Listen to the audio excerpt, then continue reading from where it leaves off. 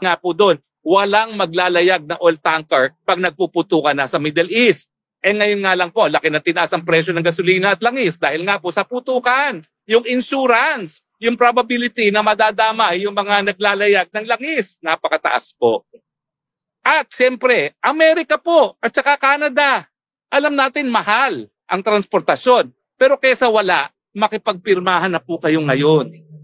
Dahil kung hindi po, mauubos din po yung supply galing sa Russia, sa Amerika, sa Southeast Asia.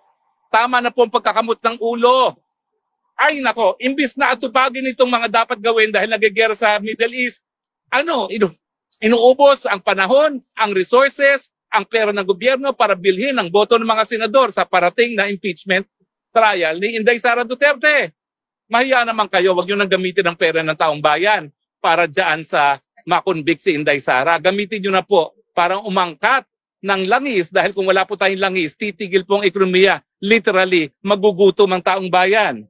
Sa tingin nyo ba, lalo kayong tatagal sa posisyon kung ngayon kalahati, gutom na yung kalahati pa, magugutom na rin.